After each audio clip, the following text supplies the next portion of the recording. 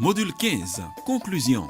Félicitations! Vous venez de passer en revue tout le support d'auto-apprentissage des 15 modules d'opérationnalisation du système d'évaluation de la performance des agents de la fonction publique d'Haïti. Il est clair que la mise en œuvre de ce système d'évaluation consacre dans la gestion publique un nouveau paradigme, celui du passage d'une logique de moyens à une logique de résultats par l'appréciation du travail des fonctionnaires. Immanquablement, cette situation commande de la part des autorités administratives et des agents un changement de comportement, une nouvelle perception des relations de travail et surtout l'adoption d'un leadership éclairé basé sur la communication et l'interaction. L'introduction de l'évaluation dans la fonction publique implique l'instauration du dialogue entre les supérieurs hiérarchiques et leurs collaborateurs sur la négociation des moyens pour l'atteinte des objectifs d'efficacité du service. L'évaluation étant un exercice interactif, démocratique et transparent, le subordonné a le droit de contester les résultats s'il estime que le déroulement du processus n'était pas équitable.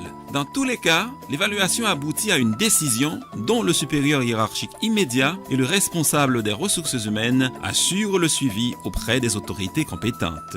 La phase de mise en place et d'expérimentation qui commence maintenant appelle de la part des évaluateurs une action de communication efficace auprès des employés pour lever, sinon réduire au mieux, les mauvais a priori au sujet de l'évaluation. Cette action de communication devrait tout autant revêtir une dimension pédagogique pour s'assurer de la compréhension et de l'appropriation du processus par les fonctionnaires. Le travail des évaluateurs sera plus facile à réaliser lorsque les agents auront compris que l'évaluation n'est pas dirigée contre eux ou ne sous-tend aucune forme de représailles.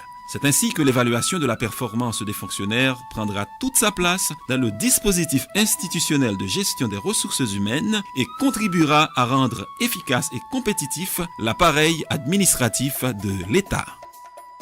Merci de votre précieuse attention. Écoutez encore ce CD pour mieux approfondir le concept de l'évaluation de la performance.